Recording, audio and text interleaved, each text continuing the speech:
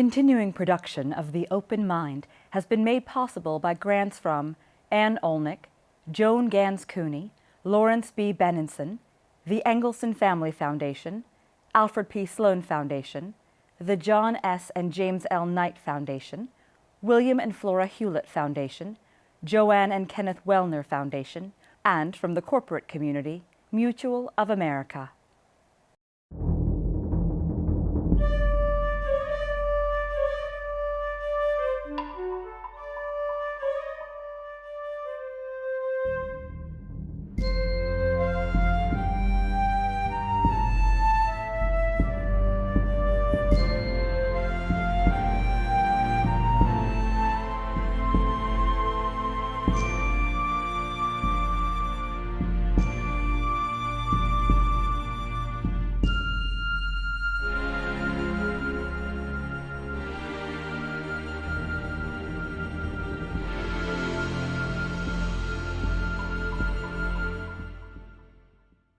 I'm Alexander Heffner, your host on The Open Mind. My guest today is Nicholas Buccola, endowed chair in political science at Linfield College, and author of the new book, The Fire is Upon Us, James Baldwin, William F. Buckley, Jr., and the Debate Over Race in America by Princeton University Press.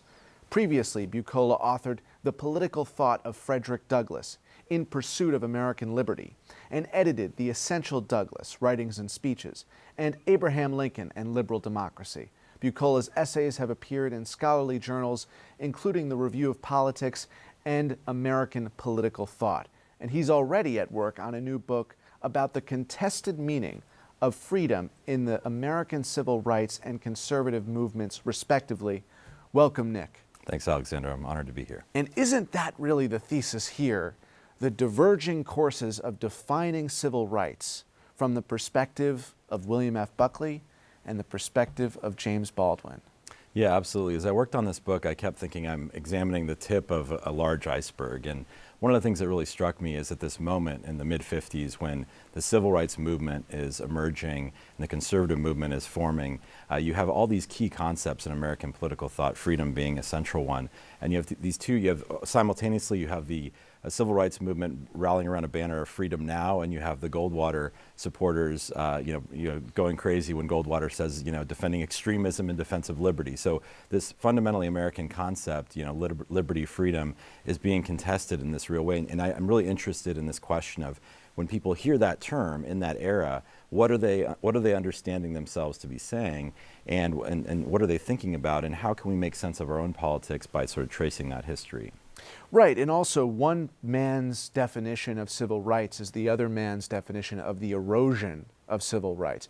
And so I want you to just give birth to this story, as you do beautifully in the book, the story of how Buckley and Baldwin, oddfellows, political oddfellows, wind up in this debate in Cambridge in the United Kingdom. February 18th, 1965, we have this extraordinary moment when James Baldwin, who Malcolm X defined as the poet of the Civil Rights Revolution, is on this international stage with William F. Buckley, sort of one of the founding fathers of American conservatism. So one of the questions I started with as I got started on the book is, how did this happen? What was the story behind this? And it was really the result of publicists in the UK who were promoting Baldwin's third novel in another country, and undergraduates at Cambridge. Many of those undergraduates, they were in their 20s when they hosted Baldwin and Buckley, and many of them are still with us, so I was able to interview them for the book. At this very moment when Baldwin and Buckley are squaring off at Cambridge, across the ocean, you're in the midst of the Selma campaign. And so the very night that Baldwin and Buckley meet, there's a protest in Marion, Alabama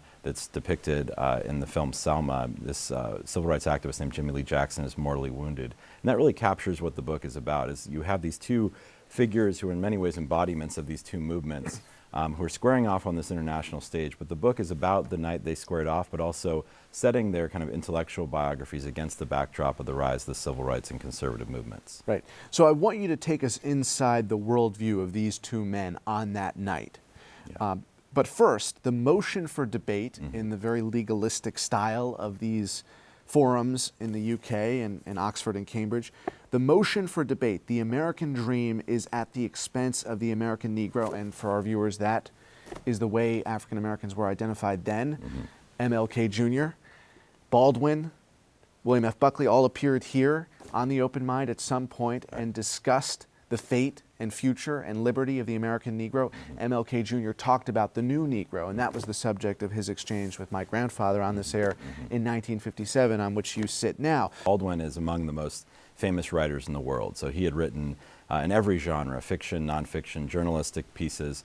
And Baldwin was interested in really fundamental questions of the human soul. He wanted to know, he said his goal was to figure out what does it mean to be a free and fulfilled human being, and what are the obstacles to that freedom and fulfillment. And so Baldwin, a lot of Baldwin's writing had addressed sort of issues that were at the center of the civil rights revolution. Baldwin didn't like to be identified as a spokesman. He didn't like to be identified as an activist necessarily, because he was really primarily interested in being what he called a witness and trying to write it all down and explain what was happening from his perspective inside of people's minds and inside of their souls, really. And so Baldwin, by the time they appear in '65, is among the most famous writers in the world. He's somebody who has written, Go Tell on the Mountain, this autobiographical novel about growing up in Harlem. Giovanni's Room, which we can maybe talk about later in the conversation, which is another really important piece of Baldwin's fiction. And so Baldwin is somebody who has played this role of really describing from the inside, trying to give people a sense of what the world looks like through the eyes of others, especially those at the margins of society. And so Baldwin, is somebody who is this leading literary voice of this freedom struggle. And Buckley, on the other hand, he was not quite internationally known yet, but he was the second most prominent conservative in the United States at that point, second only to Barry Goldwater, who had just lost in the 1964 presidential election. And Buckley was somebody who, like Baldwin, one thing they had in common was they were both masters at using the power of language to change the world. And so Buckley was somebody who, through his public speaking, through his thrice weekly newspaper column, and of course his magazine National Review, which he founded in 1955, was somebody who was a founding father of the American conservative movement and really played an outsized role in shaping what we now call the conservative movement, forming a coalition of disparate groups on the right. And one of the central stories of the book is how Buckley thought about race and civil rights and how that shaped the conservative movement as we know it today. Right, and in his own mind, I remember watching him in an interview in 2008 and warming to the idea of President Barack Obama. I mean, and actually I think being impressed with his eloquence and his galvanizing political abilities. But in this particular moment, I mean, I want you to tell us about the evolution of Buckley and the evolution of Baldwin, but at this particular moment, when Baldwin says he wants to be a witness and not a practitioner of civil rights, did he find Buckley's views at that point to be dehumanizing, to be eroding civil society? And how did he grasp that in the context of this forum? Yeah, absolutely. I mean, there's no question about it. Baldwin viewed Buckley as somebody who was really helping weave the web of white supremacy in American political culture. And so just to give a little bit more background on Buckley, Buckley says 10 years after he founds National Review that his goal for the magazine on race matters was to be extremely articulate, non-racist, but not reflexively egalitarian. So he was trying to walk a very fine line, non-racist, but not necessarily racially egalitarian. And for what that amounted to for Buckley was a very sophisticated philosophy of resistance to black liberation. And so Buckley didn't want racial animus in the magazine, but he did, it was very clear from the very beginning of the magazine, they were against Brown v. Board school desegregation, they were against any federal intervention to protect the civil rights of African Americans. So opposed to the Civil Rights Act ends up being opposed to the Voting Rights Act, critics of the Freedom Riders, critics of the sit-in protesters. And so Buckley's in this position of resistance. And that position of resistance, although it does not contain racial animus, it definitely contains a kind of fundamental commitment to the idea that some lives matter more than others, and that was always racialized for Buckley. And so, although as you point out, Buckley kind of came around on some racial questions by the end of his life, in this period that I'm focused on in the book, he is in this position of intransigence and resistance. And so looking at Buckley through the lens that Baldwin provides us, I think is extraordinarily powerful because Baldwin was somebody who had a remarkable amount of empathy. When Baldwin is reflecting on the politics of white supremacy in the U.S., he's struck by the fact that most people, there's a tendency to think when we see somebody who has racist views that they are operating from a place of evil. But Baldwin is always there to say that in many cases it's not evil but fear. Insecurity? Insecurity, absolutely. And a fundamentally human struggle to construct an identity. And so Baldwin says when he's thinking about white supremacy, what interests him is, a lot of folks that you see in the South and elsewhere who are fundamentally animated by this idea of white supremacy. Baldwin says they're really animated by a desire to feel a sense of status, to feel a sense of superiority to others, to sort of define themselves against something else. And so Baldwin actually has a remarkable degree of empathy for a lot of folks, like even in the Cambridge debate, he talks about Sheriff Jim Clark, who at that very moment is on televisions, newspapers, around the world with his cattle prod in the streets of Alabama. And Baldwin says, when we see Jim Clark brandishing his cattle prod and using it against human beings, what's happening to those victims is ghastly, but in some ways what's happening to Clark is much, much worse. And what Baldwin means by that is he says the moral life of somebody like Jim Clark has been destroyed by the plague called color. Clark's sense of self, his sense of value is bound up in this delusion of white supremacy. So back to Buckley, what Baldwin sees somebody like Buckley, he says Buckley is somebody who knows what he's doing. He knows better than somebody like Jim Clark knows. And he is weaving these webs of delusion, and he's doing it not because he really cares about the interests of Jim Clark. He's doing it to advance an agenda that has nothing to do with the interests of people like Jim Clark. And did he call him out as a manipulative thug in that? I mean, that's the short of what you... Yeah, I mean, shorthand of what you said. Yeah, and I think in the debate with Buckley, it's a more implicit critique, and some of Baldwin's writings, I argue in the book, are directed at Buckley in this way. I think really the most powerful example of this, though, and I think it's very much on par with the way Baldwin thought about Buckley, is actually on The Open Mind. Baldwin appeared in late 1962 with James Jackson Kilpatrick, who was known at that time as the leading salesman for segregation, segregationist newsman who wrote books, articles, gave speeches, offering a kind of quasi-constitutional defense and philosophical... And I must say, since you invoke this was not a period in which my grandfather was hosting the program. A few years, and he was helping create public media. He stepped aside from that. Right. And platforming segregationism is not something that necessarily you would want to do then or now. Right. No, and that's a really important point. Yeah. And one of the things that's fascinating about that episode is that Baldwin, many of his friends and colleagues don't want him to appear on the show with Kilpatrick. They think it's a bad idea, precisely because they're worried that it will dignify his position. Right. But Baldwin felt a responsibility to go on that show and confront Kilpatrick, and I think it's a really powerful moment, and it has lessons for us today, I think. But Baldwin sits down with Kilpatrick, and the then host, Eric Goldman, introduces them. And the first thing Baldwin says, this is just weeks after the battle at Ole Miss. So James Meredith, African-American Air Force veteran, is attempting to register for classes at the University of Mississippi, and all hell breaks loose. Federal troops have to go in to quell a rebellion. People die. There's many people injured and arrested. And it's just weeks after that. And Baldwin, after they're welcome to the show, he looks at Kilpatrick and he says, you think there's a difference between men like you who write fancy books and wear fancy suits and so on, and the people in the streets who are committing racist acts of violence. And Baldwin says, I think you are far more responsible than the mobs in the streets because you know what you're doing. Degrees by which white supremacy and bigotry was attempting to mask itself as something other than that. And that's why I come back to your description of the next project, which is defining civil rights. Mm-hmm. I don't think anything that Buckley or Kilpatrick was advocating was in service of civil rights, but actually the opposite of civil rights. So I think it's problematic to get caught up in defining something as civil rights that's plainly not. Right. And that's exactly right. And that's actually one of the reasons why, Baldwin in some ways thinks that the sort of thing Buckley's up to is more sinister because it's much more subtle.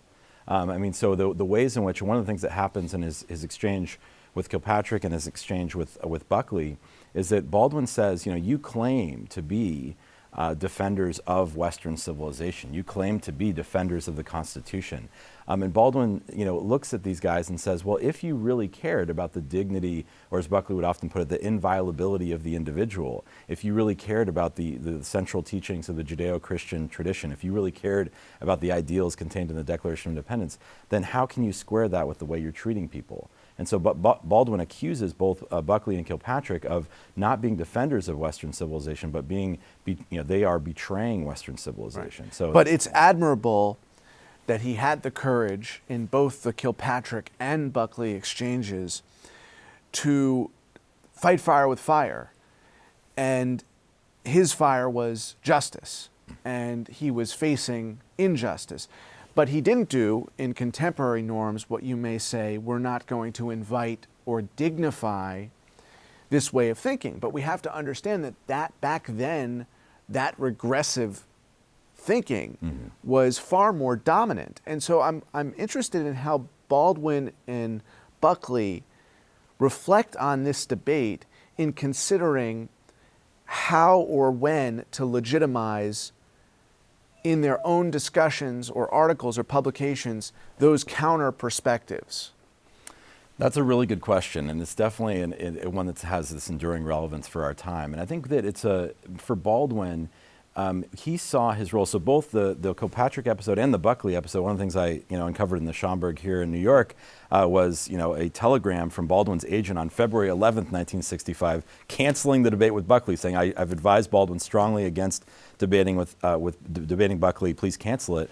That didn't happen, and one of the reasons I think it didn't happen is because Baldwin believed he had a responsibility to confront people like Buckley and to expose them for what they really were. And he wasn't just a witness in that respect. No, and I should say, when I was making... No, I know. Yeah. That's a global, but yes, it's worth scrutinizing his own characterization of his role. Right. And when I characterize Baldwin as a witness, I should point out as well that Baldwin always felt this tension, right, between his obligations as a witness and his obligations to promote justice. And so he was, in a sense, even though he didn't like being labeled in particular ways, he was certainly an activist and certainly a key player in bringing about promoting racial justice. But yeah, I mean, Baldwin believed that, so when he goes on, when he engages with Kilpatrick, he engages with Buckley, part of what he's trying to do is to really peel back a layer, and say, let's try to figure out what's really going on here. What is it that somebody like Buckley is so afraid of? That's what Baldwin wants us to be thinking about. Because again, he thinks there's a lot of fear operating and understanding, the sort of machinations of white supremacy. And and beyond that, there is the way in which somebody like Buckley is engaged in a project that really has nothing to do with maintaining states' rights or whatever rhetoric he's using. It really is this kind of rhetoric that what he's really after is protecting particular interests that have nothing to do with what he's saying rhetorically. So Baldwin feels a responsibility to expose that. And so I think in our current moment, there are moments, and Baldwin says later in life, he refuses to go on a couple of television programs in which he thinks that he cannot really have a serious conversation with somebody who rejects his humanity. And so that's a line that we're constantly trying to negotiate that line. And Baldwin, I should say, later on when he appears on another program with Buckley after the Cambridge debate on Open End, David Suskind's show.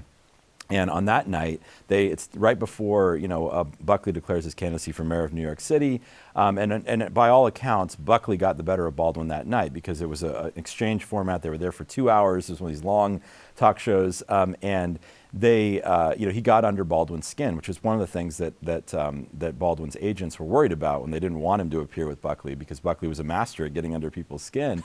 And there's something about that episode, though, that I think is very relevant to your question, because Buckley says during the course of that conversation, they're discussing the conditions in Harlem, and Buckley says, "Do the landlords tippy-toe uptown and throw garbage in the streets?" He says this to Baldwin. And what Baldwin heard Buckley saying was that the people in Harlem who are at the margins deserve to be in the place that they're in. And the people who are in more privileged circumstances deserve that privilege. And for Baldwin, that was about as low as you could go to say that. And so he says that when he heard Buckley say that, he said, I realized he cannot listen. He's a bully. I'm never going to be able to convince him. And so in that moment, Baldwin said he just shuts down and loses the debate. And he says later on that he says, what I should have done is hit him over the head with my coffee cup. And again, that's a joke Baldwin's making, but I think it's a joke that has a very serious core to it. Baldwin says that when reason breaks down, we're unwilling to listen to each other, then violence will fill that vacuum. And he says that during the Cambridge debate, he says that's what concerns me most. And to take the other perspective, how does Buckley evolve from that moment going forward? Of course, National Review did not undergo some kind of liberal renaissance by any means. When we alert our audience to Buckley's evolution, it is similar to Goldwater's evolution in that there is a recognition that, and I don't, where does he come at that, Brown v. Board, and what he wants the National Review to define as egalitarian? Is it more inclusive? One of the things that, when I started working on this book, I bought into, I think, the sort of popular narrative about Buckley that the story of Buckley and race is a story of redemption. By the end of his life, he's sort of apologetic. I found that it's actually a much more complicated story than that. And so the evolution of Buckley on race, though, I think is really, really important for us to think about in terms of making sense of our own politics, because Buckley goes from that position of resistance and transigence that I talked about to a kind of more nuanced racial politics. And so one example that I give in the book is just before the '64 election, Buckley commissions a special section of National Review on race in the campaign. And during the campaign, of course, Goldwater had voted against the Civil Rights Act of '64. There's accusations of racism in the Goldwater campaign. Martin Luther King says he senses, signs of Hitlerism in the Goldwater campaign. So there's really, really, strong rhetoric going back and forth. But what's interesting about this special issue that Buckley commissions is that there's almost no mention of civil rights issues. There's almost no mention of issues in the South. There's almost no mention of Goldwater. He knows by that point that Goldwater is going to lose. But he knows what Goldwater has won is the Deep South, right? So at that point, the solidly Democratic South is now what they're calling Goldwater country. And so what Buckley does in this special issue of National Review is he has an essay about white backlash, right? And this is where he wants to justify the idea that white people are feeling a sense of resentment about black liberation, and they should be. And then the two, so he used that as a framing article, and then the two articles that follow are about busing in New York and fair housing law in California. Right, these two issues where Buckley senses that really where the action is in terms of racial politics is going to be sort of whites who think of themselves as moderate or even liberal, but they feel a sense of racial resentment. They don't want the civil rights movement to go too far into their backyard. And so Buckley is very adept at sort of supporting that kind of a campaign. And I think that's something that we see coming down to us today. The politics of racial resentment is fueling our moment right now, and in many ways Buckley is somebody who popularized that politics in his own campaign for mayor of New York City. Although not serious electorally, right, he had no chance of winning. It was very serious ideologically, because he basically, one of the great ironies is one of the most elitist figures in American political history, William F. Buckley, runs as a populist in 1965. Right. And when it comes to specific constitutional law, I mean, at the end of his life, he respected Brown v. Board, or he respected civil rights as we understood it. But there was never an acknowledgement of the distorted dystopia or warped view, what you very interestingly allude to as Dr. King's Hitlerism in the opposition to civil rights. One of the things that's interesting about Buckley is that, through this period I'm describing in the book, he has critical things to say about particular racist demagogues like George Wallace and Lester Maddox and Ross Barnett, these Southern governors. But if you really read what he's saying about these folks, he says this explicitly in '63 after the Birmingham church bombing. He says the problem with George Wallace is he's failing to advance the cause of white people. That's a quote from William F. Buckley. But over time, Buckley begins to say things like he's somewhat sympathetic to affirmative action. He begins to say complimentary things about certain leaders in the African American community. He even has an editorial where he thinks it's important that the country elect a black president, and he writes that far before the country actually did. But these, I think, in many ways are at the surface of things, and Buckley really didn't want to dig deep and think about things like structural racism. Did Buckley have a relationship, or did Baldwin have a relationship with Daniel Patrick Moynihan? Because there's someone who, with rigor, invested his academic life in studying the economic well-being of the African American community and created an uproar and controversy himself, but it seemed was genuinely committed to policies that were going to advance people of color in New York City and New York. And I just wondered, constructively thinking about race relations, after this debate, what are Buckley and Baldwin's respective relationships with the NAACP and the mobilization of civil rights into the late 60s and beyond? Yeah, it's a great question. And Moynihan actually comes up kind of indirectly in the Cambridge debate in the sense that, Baldwin and Buckley both were, I think, familiar with the Moynihan argument, of course, and Buckley. That is, for our viewers who don't know. Yeah, I mean, so Moynihan, as you pointed out, he authored important studies and books about, sort of the Negro family, right, was the Right. kind of major, and as you said, it's social scientific work, but highly controversial for various reasons. Buckley, in this transition he's making in '65 to this kind of different kind of politics of racial resentment, he does want to make that story a part of it. So in the Cambridge debate, for example, he cites the work of Nathan Glazer, somebody who was very close ideologically to Moynihan. And part of what Buckley is trying to do there at the end of the Cambridge debate, Buckley says that the racial problem in the United States is the product of an unfortunate conjunction. On the one hand, you have individual racist white people, right, that are out there. We need to deal with them, a few bad apples, if you will. And on the other hand, we have what he calls failures of the Negro community. And this is where he draws on the kind of Moynihan Glazer argument to say that there are certain problems in the quote-unquote Negro community, and that African Americans are not taking advantage of the opportunities that are available to them. And he calls on Baldwin to encourage African Americans to take advantage of the opportunities that are available. Now, the problem with this point of view from Baldwin's perspective is that there's a kind of way, first of all, Baldwin knows that Buckley's doing something very intentional there by talking about individuals over here and failures of the quote-unquote community over here. He's trying to draw attention away from the sort of structural reasons why there is this story in American political history when it comes to race. And also, Baldwin is and this is something that comes up in the conversation he has with Buckley on the Open End program, is that Baldwin wants Buckley to come to terms with this term that really was important to Baldwin, demoralization, right? If we're going to really make sense of these social scientific facts that somebody like Moynihan or Glazer can produce, there's a kind of moral foundation to all of that Baldwin thinks somebody like Buckley and even somebody like Moynihan hasn't really come to terms with. So Baldwin has, I think, a complicated relationship with the Moynihans and the Glazers of the world. And I think there's more work to be done on that relationship because Baldwin himself kind of has his roots in the New York intellectual community, so he knows a lot of those people well, but he comes late in his life to really feel a lot of resentment to the role that they play in what he sees as the country's wrongful moving to the right. I didn't want to unfairly ask you what would they say today, respectively, of the state of American politics. We'll have to leave that for another exchange. But for now, Nick, I want to thank you very much for being on The Open Mind. Thank you, Alexander. It's been a pleasure. And thanks to you in the audience. I hope you join us again next time for a thoughtful excursion into the world of ideas. Until then, keep an open mind. Please visit the Open Mind website at 13.org/openmind to view this program online or to access over 1,500 other interviews. And do check us out on Twitter and Facebook at Open Mind TV for updates on future programming.